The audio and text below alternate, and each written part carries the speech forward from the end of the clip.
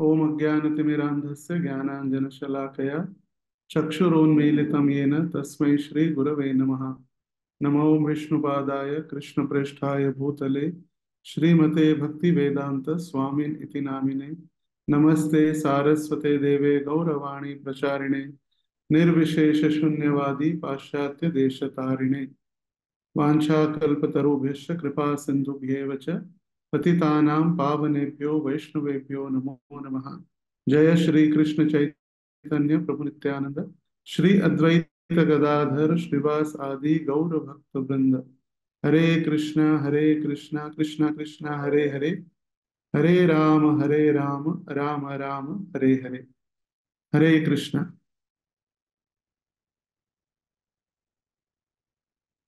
सौंदर्यवान प्रभु, आवाज आ रही है क्या?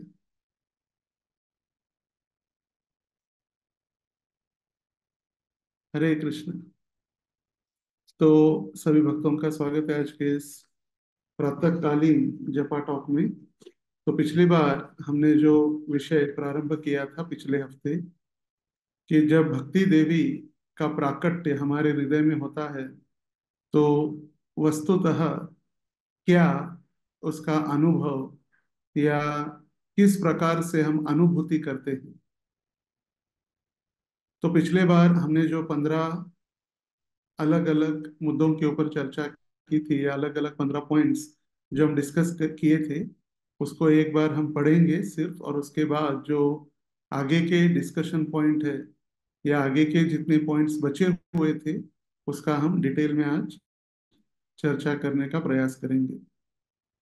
तो जब भक्ति का प्राकट्य हृदय में होता है तो सबसे पहले हम भगवान हरि के गुण, लीला, धाम, रूप को जानने की और सुनने की उत्कंठा हमारे हृदय में जागृत होती है। नंबर 2, हम सभी हरि और हरि गुरु की कथा में हमारा मन लगने लगता है।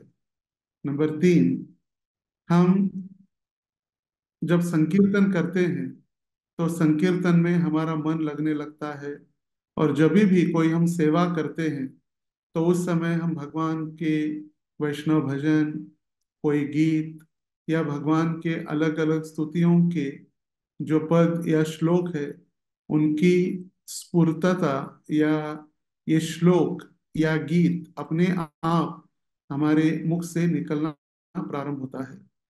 चौथा है, हम बहिर्मुखी से अंतर्मुखी बन जाते हैं। इसका मतलब हम जो भी भौतिक चीजों के प्रति आसक्त थे, जैसे टीवी है, सिनेमा है, या सांसारिक बातों से हम रुचि नहीं लेते, या धीरे धीरे धीरे ये भौतिकतावादी या सांसारिक चीजों से हम हमारी आसक्ति कम होने लगती है, और हम भगवान की कथा या भगवान के भक्तों के प्रति हम आसक्त होने लगते हैं। नंबर 5, हम सदैव इंतजार करते हैं कि कब कोई हमें हरि कथा का श्रवण कराए, और उस हरि कथा में हम आनंद लेने लगते हैं। नंबर 6, हम इंतजार करते हैं कि कब हमारे दफ्तर के कार्य या ऑफिस के कार्य, संसारिक कार्य हमारे खत्म हो जाए और हम जल्द से जल्द भगवान की सेवा में भाग ले सके और भगवान की कथा सुनने के लिए हमें एक अवसर प्राप्त हो। नंबर 7, हमारी निश्चिंतता और निर्भीकता जीवन में उतर जाती है, जिससे हमें कोई भी संसारिक कार्यों से डर या भौतिक जो कार्य है उनसे डर नहीं लगता। नंबर 8, हमारी सारी चिंता, परेशानी, सुख दुख का जो अनुभव है उससे हम दूर चले जाते हैं, और जो भी कठिनाई आती है वो कठिनाई हम समझते हैं कि ये भी भगवान की ही कृपा है, या भगवान की ही एक योजना है जिससे हमें कठिनाई दी जा रही है। जैसे हमने कुंती महारानी का भी उदाहरण सुना था। कुंती महारानी ने भगवान को सबसे पहले अलग अलग कठिनाइयों के विषय में सुनाया, और किन कठिनाइयों से भगवान ने उनका सदैव रक्षण किया है, ये भी बतलाया। और अंततः गत्वा फिर वो और कठिनाइयां और संकट मांगने लगी भगवान से, जिससे भगवान का तीव्रता से स्मरण हो। और जब भगवान का तीव्रता से स्मरण होता है तो भगवान का दर्शन होता है। और जब भगवान का एक बार दर्शन होता है तो पुनः इस भौतिक संसार का दर्शन नहीं होता। तो नंबर 9, हम कहीं भी अलग अलग होटल्स में या जो भोग नहीं लगाया हुआ व्यंजन है, पदार्थ है, उसको खाने से हम खुद को बचाते हैं और सिर्फ कृष्ण प्रसाद ही हम आस्वादन करने लगते हैं। और भौतिक जगत की जो भी चमचमाहट है या जो चमकने वाली, जो आकर्षित करने वाली चीजें हैं, उनसे हम दूर रहते हैं। नंबर 10, केवल हमें जो व्यक्ति हमें हरि कथा सुनाए या जो भक्त हमें हरि की कथा का श्रवण कराए, वही हमें अच्छे लगते हैं। और हम बाकी के लोगों से राग द्वेष कुछ महसूस नहीं करते। नंबर 11, हमारा मिथ्या अहंकार धीरे धीरे धीरे कम होने लगता है। और हम समझने लगते हैं हम जो भी कार्य कर रहे हैं वो प्रभु की इच्छा से ही हो रहा है। और जो भी हमारा मान अपमान भय, ये भौतिक संसार का द्वंद्व, ये मेरा ये पराया, जिसको अहम ममेति, ये मेरा है ये पराया है, मैं और मेरा, ये भावनाओं से भी हम धीरे धीरे मुक्त होने लगते हैं। क्योंकि हमारी रुचि भगवान की सेवा या भगवान के प्रति आसक्त हम होने लगते हैं, तो भौतिक संसार की जो चीजें हैं वो धीरे धीरे धीरे धीरे कम होने लगती है।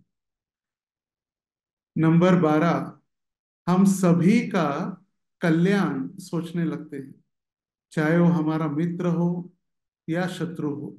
सर्वे सुखी ना भवन्तु सर्वे संतु निरामया। सभी को हम, सभी का अच्छा हो, सभी का भला हो, सभी भगवत भक्ति में लगे, यही हमारा चिंतन का विषय होता है।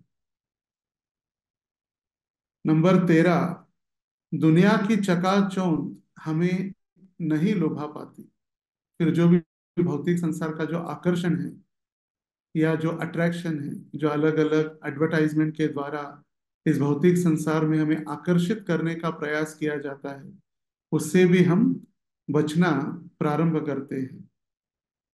नंबर 14, हमारा ऐश्वर्य, हमारी जमीन, हमारा घर, हमारी प्रतिष्ठा, हमारा व्यापार, हमारी नौकरी, इसके प्रति जो आसक्ति है ये धीरे धीरे धीरे धीरे कम होने लगती है। और एज एक जिम्मेदारी हम इसको निभाने का प्रयास करते हैं, मगर जितना जल्द से जल्द वो समाप्त करके हम भगवत भक्ति या भगवत कार्यों में अपना मन लगाना चाहते हैं। और हम अपने परिजनों के प्रति उनकी सेवा के कारण या भगवान के वो भक्त है या भगवान ने हमें वो जिम्मेदारी दी है, वो जिम्मेदारी के रूप में हम उनकी सेवा करते हैं। और सभी की सेवा करते हुए हम ये सोचते हैं कि हमें इनसे कोई आसक्ति नहीं रखनी है। बिना आसक्ति के एक जिम्मेदारी के रूप में हम उनकी सेवा करते हैं। नंबर 15, हमारा काम क्रोध ईर्ष्या घृणा नफरत राग द्वेष, ये धीरे धीरे धीरे क्षीण होने लगता है। तो यहाँ तक हमने चर्चा की थी 15 पॉइंट्स तक। आज हम 16 से आगे हम चर्चा कर रहे हैं। नंबर 16वां है, हम एकांत में हमारा मन लगेगा। हम जो एकांत में हम रहेंगे तब हमारा मन लगेगा। और हमारी जो स्मरण शक्ति है या हमारी बुद्धि भगवान के प्रति विकसित होकर हम भगवान की सेवा अच्छे से करने का प्रयास करेंगे। हमारा तन मन और धन एकत्रित आने का प्रयास होगा और हम भगवान की सेवा अच्छे से कर सकते हैं। जैसे कुछ समय पूर्व, पिछले महीने, जब परम पूज्य गोपाल कृष्ण महाराज ने देह त्याग करके भगवत धाम में प्रवेश किया, उस समय कई सारे भक्तों ने देखा होगा कि महाराज जी नींद में भी, गहरी नींद में भी भगवान की आरती उतार रहे थे या भगवान की सेवा कर रहे थे। अभी हमारा अलग है। अभी हम सेवा करते करते सो जाते हैं, या नाम जप करते करते सो जाते हैं, या कोई भी भगवत कार्य करते करते सो जाते हैं। मगर एक समय ऐसा आएगा भक्ति देवी की कृपा से, या भक्ति जब हमारे हृदय में प्रकट होती है, तो हमारी निद्रित अवस्था में भी हम भगवान का चिंतन या भगवान की सेवा कर सकते हैं। भगवान की सेवा या भगवत चिंतन हमारे जगने, हमारे सोने, इससे कोई मायने नहीं रखता। भगवान की सेवा हम सदैव शाश्वत रूप से कर सकते हैं। तो ये जो प्रयास है एकांत में रहकर, अभी कैसे हम एकांत में हमें अच्छा नहीं लगता है, या एकांत मिलता है तो हम उसका दुरुपयोग सोने के लिए कर देते हैं, या कुछ भौतिक कार्य करने के लिए कर देते हैं। मगर एक ऐसा समय आता है जब हम एकांत मिलते ही हमारे मन से अपने आप इच्छा व्यक्त होती है, अरे मैं अकेला हूं, और इस अकेला जब मैं हूं तो इस समय मुझे भगवत भक्ति, मतलब श्रीमद् भागवत का अध्ययन करने के लिए अच्छा समय है, या श्री प्रभुपाद जी के ग्रंथों का अध्ययन करने के लिए अच्छा समय है। एकांत है, मुझे कोई डिस्टर्ब करने वाला नहीं है, तो मैं माला लेकर अपना जप अच्छी तरह से उच्चारण करके मैं जप कर सकता हूँ। ऐसी इच्छा हृदय में जागृत होती है, ना कि भौतिक जगत की इच्छा। एकांत मतलब सिर्फ अकेले रहकर अलग अलग कार्यों के प्रति अनासक्त होकर भगवान की सेवा के प्रति, भगवत भक्ति के प्रति, या भगवान के ग्रंथों के अध्ययन के प्रति हमारा मन उत्कंठित होता है। जब हम अकेले रहते हैं, एकांत में रहते हैं, तब हमारी मन की स्थिति क्या है, उससे हमें पता चलता है कि हम भक्ति में कितना प्रगति कर रहे हैं। हम सभी भक्तों के समक्ष या भक्तों के समुदाय में तो हम प्रदर्शन करते ही हैं अपने भक्ति का, या हम कितने बड़े भक्त हैं। या कभी कभी दिखावा भी होता है, या कभी कभी प्रैक्टिकल भी होता है, या कभी जो स्थिति है वो भी होती है। मगर जब एकांत में रहते हैं तब हमारी मानसिक स्थिति क्या है, उससे हम समझ सकते हैं भक्ति में प्रगति कर रहे हैं या नहीं कर रहे।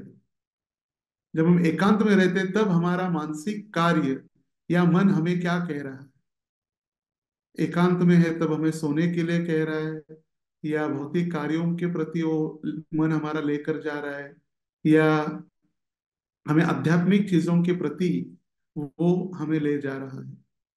जब आध्यात्मिक जीवन के प्रति हमारा मन एकांत में रहते हुए आकर्षित हो रहा है, इसका मतलब हम भक्ति में प्रगति कर रहे हैं। जैसे श्रील प्रभुपाद जी कहे, यदि हमारा मन, या यदि हमारी बुद्धि, हमारा मन, हमारा शरीर भौतिक वासनाओं के बजाय आध्यात्मिक कार्यों के प्रति रस ले रहा है, या आध्यात्मिक कार्यों के प्रति उसका बढ़ाव, उसका अ, आसक्ति बढ़ रही है, तब हमें समझना चाहिए कि हम दीक्षा लेने के लिए तैयार है। हम दीक्षा लेने के लिए तैयार कब है? जब हमारा मन भौतिक आसक्ति या भौतिक चीजों के प्रति आसक्ति कम करते हुए भगवत भक्ति के प्रति हमारा मन आगे बढ़ रहा है। तो ये है 16। 17, हमें सात्विक भोजन या सात्विक प्रसाद ही अच्छा लगेगा, बस वो भी केवल शरीर को चलाने के लिए जरूरी है ऐसा मानकर। हमें कोई भी मसालेदार राजसिक भोजन या तामसिक भोजन करने की इच्छा नहीं होगी। सात्विक भोजन या उससे भी बढ़कर है प्रसाद। यज्ञ शिष्टाशिन संतो मुच्यन्ते सर्व किल विषय भुंजते ते त्वगम पापा ये पचात आत्म कारणात्। मतलब जो भगवान को या यज्ञ को बिना भोग लगाए जो स्वीकारता है या भोजन करता है वो सिर्फ पाप ही खाता है, वो सिर्फ पाप खा रहा है। इसीलिए जब भी भक्ति में कोई व्यक्ति प्रगति करने लगता है तो उसका मन भगवान के प्रसाद के प्रति ही आकृष्ट होता है, ना कि वो भौतिक सांसारिक पदार्थ या व्यंजन के प्रति आसक्त होता है। जैसे चैतन्य चरितामृत में भी कहा गया है, जिभेर लालसा इति उतिधाय, शिष्णोदर परायण कृष्ण नहीं पाए।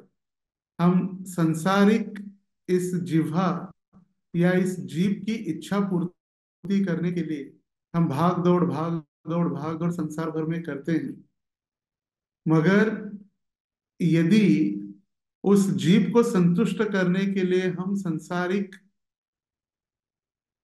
बातों में या इस संसार में सिर्फ भागते रहेंगे तो फिर कभी भी हमें कृष्ण का प्रेम नहीं प्राप्त होगा। हम कृष्ण के प्रेम के प्रति कभी आकृष्ट नहीं होंगे।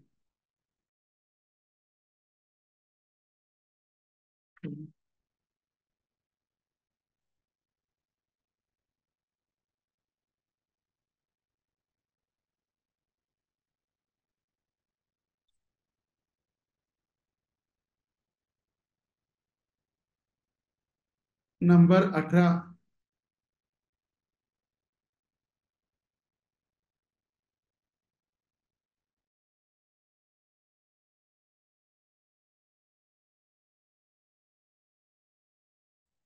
नंबर 17 जो हमने सुना, सिर्फ कृष्ण कृष्ण प्रसाद के प्रति हम आसक्त होंगे। और नंबर 18 जो है वो हम प्रभु के भगवत दर्शन या प्रभु का दर्शन में ही हमारा मन रमने लगेगा, या हम रममाण होंगे भगवान के दर्शन में।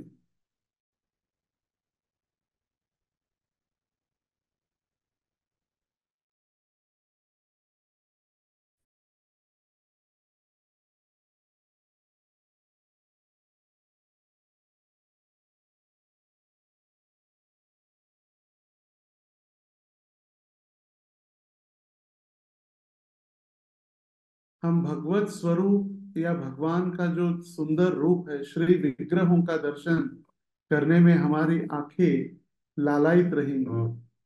हम भौतिक संसारिक वस्तुओं के बजाय भगवान का दर्शन करने में हमारा मन लगने लगेगा।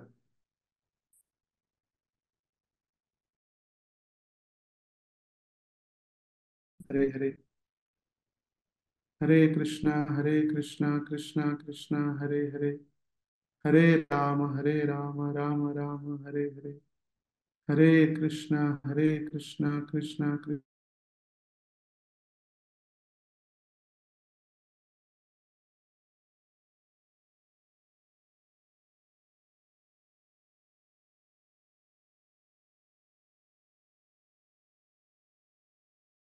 जो हम चर्चा कर रहे थे, भगवान के सुंदर जो विग्रह है उनमें हमारा मन आकर्षित होगा। नंबर 19, जैसे भगवान की प्रकृति है, जैसे पेड़, पहाड़, झरने, नदियाँ, फूल इत्यादि, ये जो नैसर्गिक वस्तुएं हैं उनके प्रति हमारा मन आकर्षित होगा, या उनके प्रति हम धीरे धीरे धीरे आकर्षित होने लगेंगे।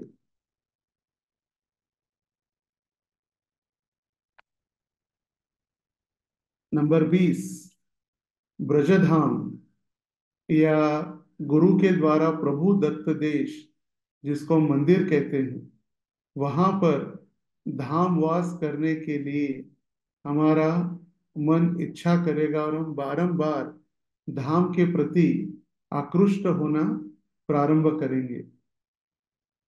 नंबर 21, जो पंछी है, फूल है, इन सभी के प्रति हमारा एक ममत्व या हमारा आकर्षण बढ़ने लगेगा, और हम भी इन सभी जीवों को भगवान के एक पुत्र या भगवान के द्वारा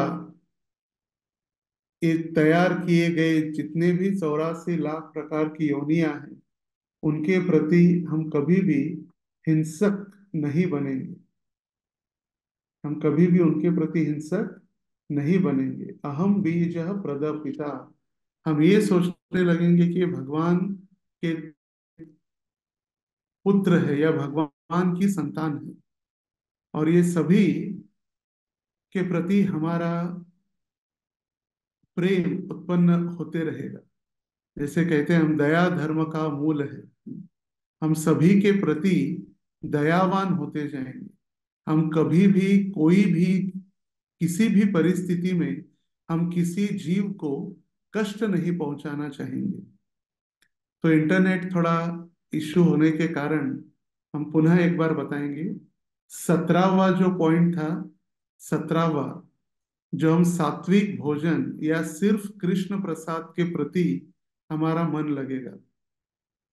जैसे भगवान भगवत गीता में कहे, यज्ञ शिष्टाशिन संतो मुच्यन्ते सर्व किल विषय भुंजते ते त्वगम पापा ये पचात आत्म कारणात्।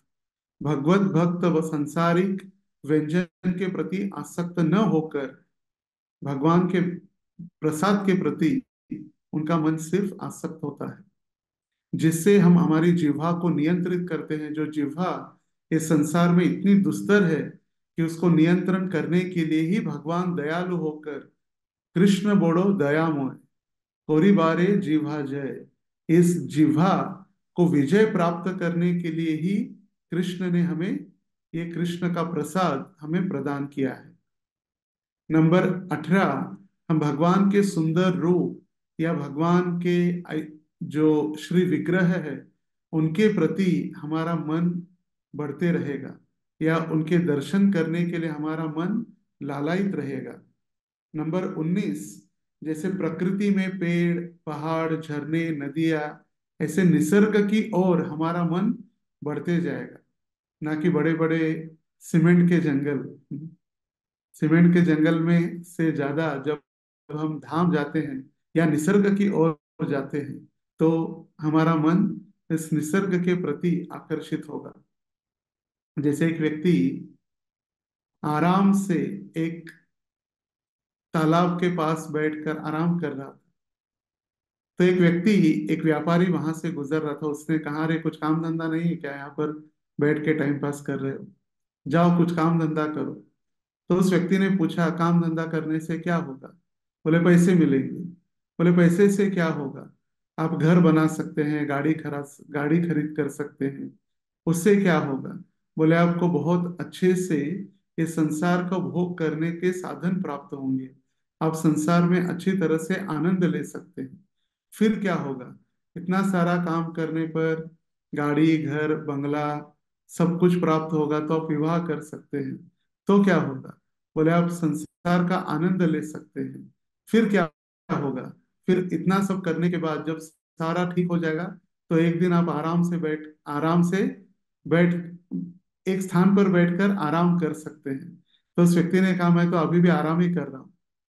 फिर इतना पैसा कमा के घर बना के गाड़ी लेकर इतना सारा कष्ट झेलने के उपरांत यदि आराम करना है, तो अभी भी आराम कर रहा हूँ। तो ये भगवत भक्त है। कोई भी सांसारिक चीजें, उनको पता है कि कोई शाश्वत हमारे साथ रहने वाला नहीं है, कोई शाश्वत हमारे साथ टिकने वाला है।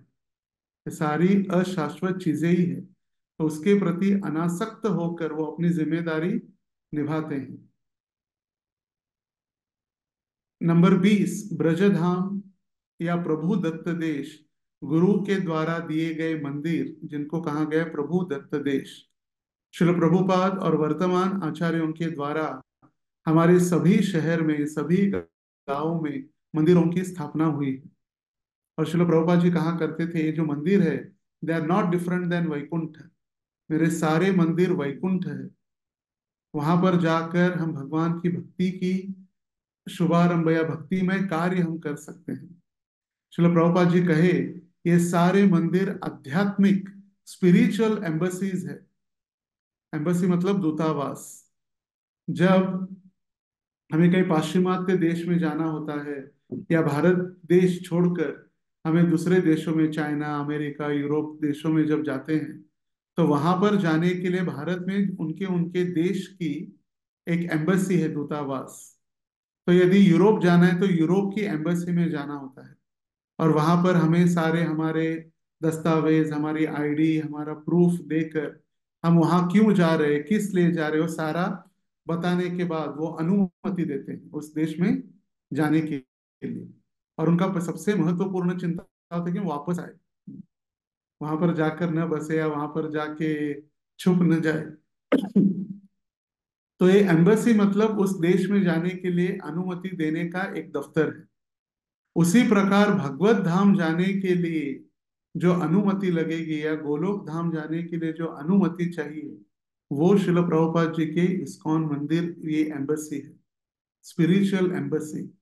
और जहाँ श्रील प्रभुपाद और हमारे गुरु वर्ग ये हमें क्या करते हैं, हमारा वीजा सैंक्शन करते हैं। वीजा का स्टैंप लगता है, गोलोक का वीजा। जब स्टैंप लगता है गोलोक का वीजा हमारे आध्यात्मिक पासपोर्ट के ऊपर, तब फिर गरुड़ एयरलाइंस आ जाती है हमें लेकर जाने के लिए। तभी हम गरुड़ एयरलाइंस में बैठ सकते हैं। इतना आसान नहीं है भगवत धाम जाना। जब हम सुनते हैं आम्ही जातो आमच्या गावा, आमचा राम राम घ्यावा, तुकाराम महाराज जो गए गरुड़ में या वैकुंठ के विमान में बैठकर, उस समय भी स्वयं भगवान उनको लेने आया, विष्णु दूत लेने आए। जैसे ध्रुव महाराज को नंद और सुनंद के विष्णु दूत लेने आए थे, तो उसी प्रकार गरुड़ एयरलाइंस आएगी, मगर उसके लिए हमारे श्रील प्रभुपाद और गुरु जनों का आशीर्वाद और गुरु महाराज का स्टैम्प चाहिए। He is liable to go back to home, back to God.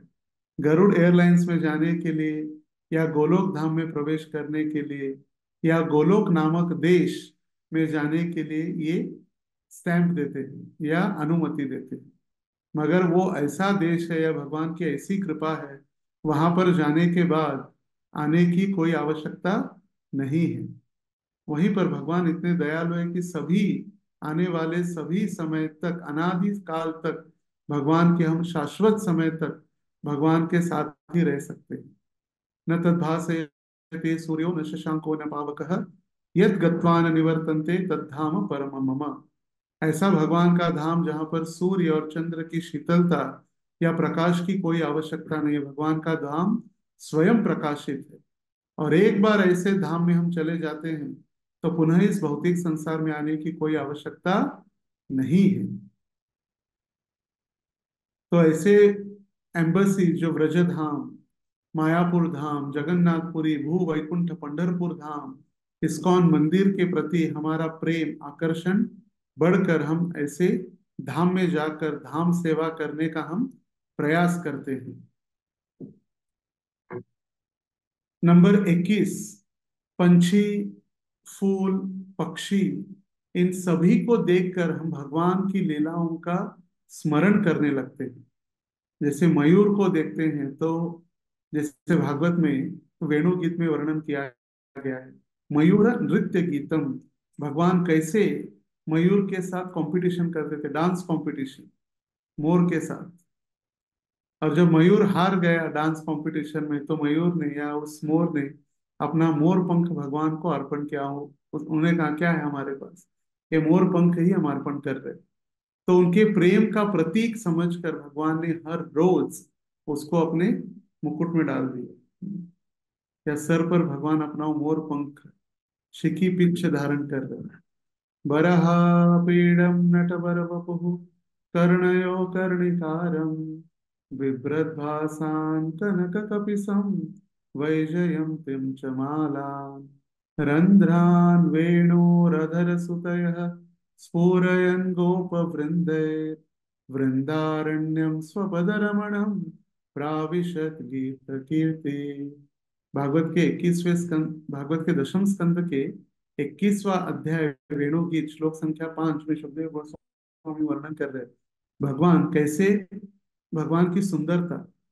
बरहा पीडम नटवर वपुः, ये उन्होंने बराहा पीडम, मोर पंख धारण करके एकदम नट के समान नृत्य करने के लिए पीतांबर धारण किए हैं, गले में वैजयंती माला है, अपने ओठों पर बांसुरी को अधरामृत का पान करा है। ऐसे भगवान का स्मरण गोपियां कर रही या स्मरण कर रही है गोपियां, या गुणगान भी गोपियां कर रही है, मगर नाम किसका रखा है? वेणु का, वेणु गीत। तो ऐसे हमारा जो प्रेम भगवान के प्रति, सभी वस्तुओं कर सभी चीजों को देखकर हम भगवान को स्मरण करते हैं। हमारा भगवान को दर्शन करने की लालसा बढ़ने लगती है, प्रभु के पास जाने की लालसा, उत्कंठा हमारी बढ़ने लगती है। प्रभु के गुण, लीला, धाम को सुनकर हमारी आंखें नम हो जाती है, आंखों से अश्रु प्रवाहित होते हैं। दिखावे के लिए नहीं, चिली भाव नहीं, ये स्वाभाविक होना है। जैसे परम पूज्य जय पताका महाराज कहते हैं, चिली भाव, कृष्ण के लिए हम रो नहीं सकते तो आंख में थोड़ा सा मिर्च या मिर्च का पाउडर लगाकर रोने लगते हैं, हाँ कृष्ण हाँ कृष्ण। जो तथाकथित अपसंप्रदाय है, जिसका वर्णन भक्ति विनोद ठाकुर जो महत्वपूर्ण तेरा अपसिद्धांत या अपसंप्रदाय के विषय में कहे, आउल बाउल सखी बेकी चूड़ा नागरी चैतन्य गोसाई, ये तथाकथित अपसंप्रदाय थे। और इन अपसंप्रदायों का खंडन करने के लिए, ये सारे गलत संप्रदायों को नष्ट कराने के लिए भक्ति विनोद ठाकुर भगवान से प्रार्थना किए कि भगवान आप अपना शक्ति, अपना किरण भेजिए, द रे ऑफ विष्णु आप भेजिए। तो वो हुए भक्ति सिद्धांत सरस्वती ठाकुर बिमला प्रसाद। और उनकी जो प्रणाम मंत्र है उसमें गाते हैं कि अपसिद्धांत द्वांत हारिणे, ये जो तथाकथित अपसिद्धांत थे उनको भक्ति विनोद ठाकुर ने हरा दिया। मगर जब स्वाभाविक, जैसे देखिए कभी कभी हम धाम यात्रा में जाते हैं, विशेष रूप से मायापुर हो, वृंदावन हो, जहाँ पर आचार्यगण कीर्तन करते हैं कीर्तन मेला में, और जैसे ही ये भाव विभोर कीर्तन प्रारंभ होता है पंच तत्व के सामने, हम खड़े रहते हैं, हमें पता नहीं चलता, आंखों से अश्रु प्रवाहित होते हैं। तो ये सिर्फ एक आभास है, शुद्ध भक्ति का आभास। जब शुद्ध भक्तों के द्वारा हम भगवान नाम का उच्चारण किया गया, हम श्रवण करते हैं, क्या भगवान नाम का कीर्तन हमारे कानों से हृदय तक प्रवेश करता है, तब आंखों से कुछ अश्रु की बूंदें प्रवाहित होती है, तो सिर्फ आभास है। मगर सही में जब हृदय में भक्ति का प्रवाह होने लगता है, भक्ति हमारे हृदय में प्रवाहित होने लगती है, प्रकट होती है, तो अपने आप हमारे भगवान के समक्ष नाम लेते ही, भगवान का रूप देखते ही हमारे आंखों से अश्रु प्रवाहित होते हैं। हमें अभी हमारा हृदय इतना कठोर है कि हमें रोने के लिए भी प्रैक्टिस करनी पड़ती है, इतना रोता भी नहीं है। हमारा हृदय इतना कठोर बन गया है, रोता ही नहीं है हृदय, या भगवान के पास हो या भगवान नाम की रुचि में हो, कभी नहीं रोता। हम सिर्फ भगवान हरि के प्रति जो आकर्षित करने वाली वस्तुओं के प्रति हम पीछे रहेंगे या उनको ढूंढेंगे। सबसे मूल्यवान वस्तु यदि संसार में कोई है तो वो है भक्तों का संग, जिसकी कोई भी हम मोल नहीं चुका सकते, या उसकी कॉस्ट या उसका अनुमान नहीं लगा सकते। संसार में सबसे महंगा यदि कोई वस्तु है, वो है भगवत भक्तों का संग, सानिध्य। राय रामानंद और चैतन्य महाप्रभु की चर्चा में चैतन्य महाप्रभु ने इसको स्वीकार किया कि सबसे श्रेष्ठ यदि कुछ इस संसार में है तो वो है भक्तों का संग। तो भक्तों के संग के लिए, भगवत धाम के लिए हम सदैव ढूंढते रहते हैं।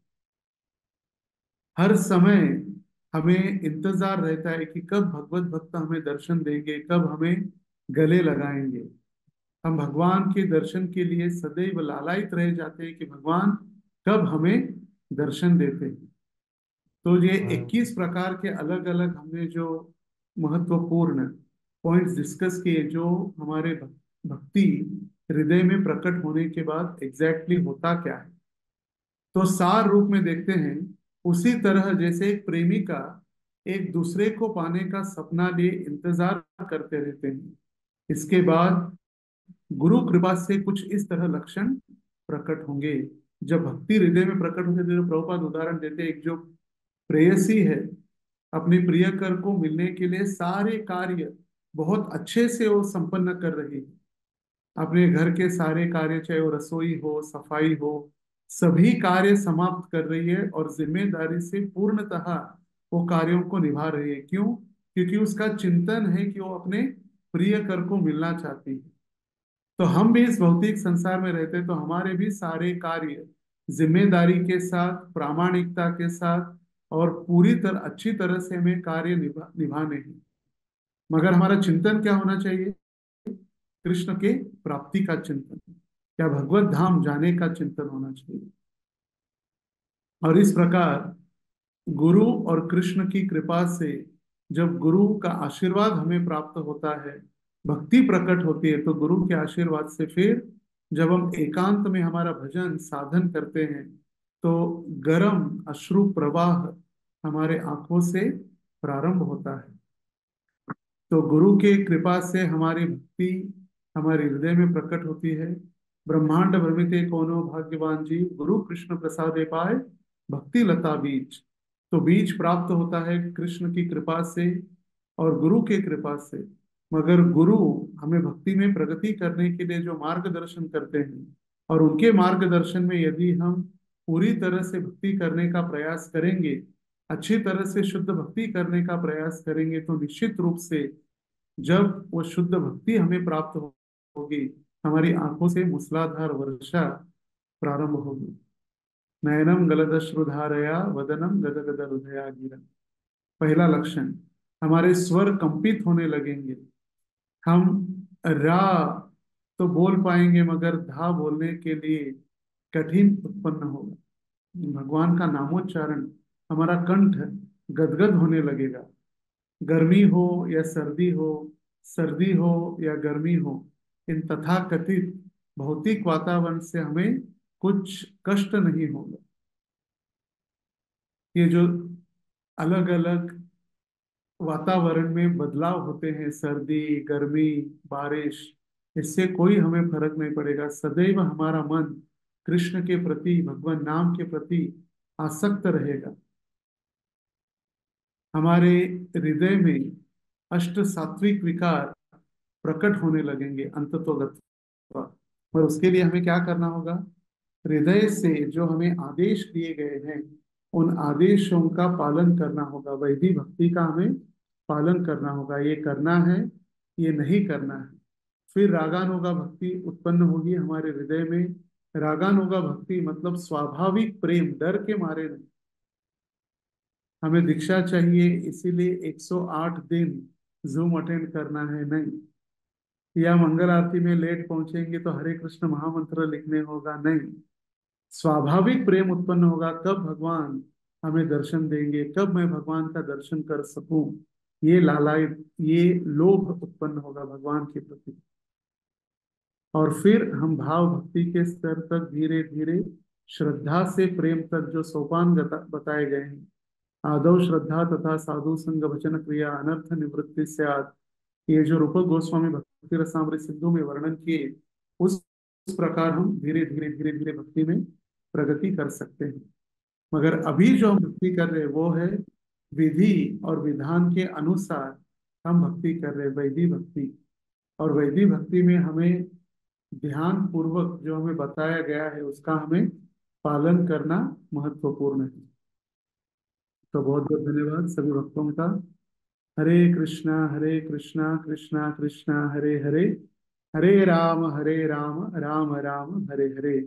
तो आशा है श्रील गुरुदेव, श्रील प्रभुपाद और सभी आचार्यों के आशीर्वाद से हम भगवत भक्ति प्रामाणिकता से कर सके, हम शुद्ध नाम लेने का प्रयास कर सके, और सारे वैष्णवों को प्रार्थना करते उनके ही आशीर्वाद से, वैष्णवों के संग से ही हम भक्ति में प्रगति कर सकते। एकाकी आमार नाही पाय बल हरिनाम संकीर्तन, हम हरिनाम संकीर्तन अकेले नहीं कर सकते। इसीलिए गुरु महाराज जी ने हमें जो संग प्रदान किया, क्योंकि हम सभी इतने सौभाग्यशाली नहीं कि 365 दिन हम मंदिर में रहे। कई सारे भक्तों की जिम्मेदारी गृहस्थ होने के कारण उनको 300 दिन तो घर में ही रहना होता है कम से कम। तो ये प्लेटफॉर्म तैयार ही किया गया है कि इसके द्वारा हमें भक्तों का संग सानिध्य प्राप्त हो सके। तो श्रील प्रभुपाद कहे, मैंने जो मंदिर बनाए हैं, ये मंदिर बनाने का सबसे महत्वपूर्ण कारण है कि यहाँ पर जो भी लोग आएंगे उनको भगवत भक्तों का संग प्राप्त हो, तो भक्तों का संग प्राप्त करे और भक्ति में आगे बढ़ने के लिए प्रयास करे। तो हम सभी भक्तों से निवेदन करते हैं, इन सभी के लिए जो हमें एक संग प्रदान किया जा रहा है, उस प्रत्यक्ष गुरु महाराज के सानिध्य में और सभी वैष्णव के सानिध्य में, हम सभी वैष्णव के चरणों में प्रार्थना करते हैं, हम सभी इकट्ठे आकर गुरु महाराज की प्रसन्नता के लिए, श्रील प्रभुपाद जी की प्रसन्नता के लिए भक्ति को प्रामाणिकता से करने का प्रयास करें। और जब हम सभी एकत्रित आकर जब हरि नाम लेते हैं, हरि कथा श्रवण करते हैं, जैसे गुरु महाराज कहते हैं, गुणया गोविंदा न रहा। गुण और गोविंद, गोविंद जब होते तभी तो गुण हमारे हृदय में प्रकट होंगे। अगर गोविंद ही हमारे जीवन में नहीं तो गुण कहाँ से हैं। तो सभी एकत्रित आकर, यहाँ पर तो प्रीति के लक्षण तो होते हैं, ददाति प्रतिगृह्णाति गुह्यम आख्याति पृच्छति। प्रसाद नहीं होता तो ऑनलाइन प्रसाद ले सकते हैं, जब भी यात्राओं में अगर आते हैं तो एक साथ बैठकर, जैसे आने वाले समय में व्यास पूजा है, 75वीं व्यास पूजा 3 स्थानों पर, वृंदावन में 15, 16, 17, 18 वृंदावन धाम में, उसके उपरांत पंढरपुर धाम में 20 और 21 गुरु पूर्णिमा शनिवार और रविवार, फिर 22 तारीख को श्रीधाम आरवडे, गुरु महाराज का जन्म स्थान, तो आरवडे में प्रातःकाल 10 से लेकर 3 बजे तक वहां भी कार्यक्रम होगा। तो हम जितना ज्यादा से ज्यादा गुरु, हमारे गुरु भ्राता, गुरु बहन या सारे वैष्णव, सारे धाम, देखिए कितना गुरु महाराज की असीम अनुकंपा है। जहां भी कार्यक्रम हो रहे धाम है, ब्रजधाम वृंदावन, वैभू वैकुंठ पंढरपुर और हरे कृष्ण ग्राम आरवडे, जो हम सभी शिष्यों के लिए धाम है, गुरु महाराज का आविर्भाव स्थली या जन्म स्थली। तो पुनः एक बार सभी ये डेट्स याद रखिए, 15, 16, 17, 18 वृंदावन धाम, 20 और 21 पंढरपुर धाम सैटरडे संडे, शनिवार रविवार गुरु पूर्णिमा, और 22 को आरवडे धाम। तो सभी एकत्रित आकर जब हम भक्ति करेंगे तो सही में गुरु महाराज प्रसन्न होकर हम सभी को आशीर्वाद देंगे। बहुत बहुत धन्यवाद। हरे कृष्ण। वांछा कल्पतरुभ्यस्य कृपा सिंधुभ्येव च पतितानां पावनेभ्यो वैष्णवेभ्यो नमो नमः। श्रील प्रभुपाद की जय। परम पूज्य श्री लोकनाथ स्वामी महाराज की जय। तो कल विशेष दिन है, भीमा पांडव भीमा निर्जला एकादशी है। तो कल जपा टॉक नहीं होगा। हम गुरु महाराज और सभी भक्तों के सानिध्य में प्रातः काल मंगल आरती के उपरांत से जब प्रारंभ करेंगे, और जूम सेशन दोपहर में 12 बजे तक रहेगा कंटिन्यूस। तो मोबाइल वगैरह रिचार्ज, चार्जिंग, इंटरनेट सब देख कर रखिए, रिचार्ज खत्म ना हो। सुबह 5:30 बजे, जो 5 बजे प्रारंभ होगा जपा सेशन, दोपहर 12 बजे तक सभी भक्त जूम मंदिर में बैठकर या जूम के सानिध्य में, सारे भक्तों के सानिध्य में हम 12 बजे तक 64 माला जप करने का प्रयास करेंगे। ये महत्वपूर्ण सूचना है। हरे कृष्ण। और कभी कल निर्जल है तो पानी भी नहीं है, तो निर्जल एकादशी, तो फिर फीस्ट परसों है, फिर चिड़ा दही है, स्नान यात्रा है, उत्सव ही उत्सव है।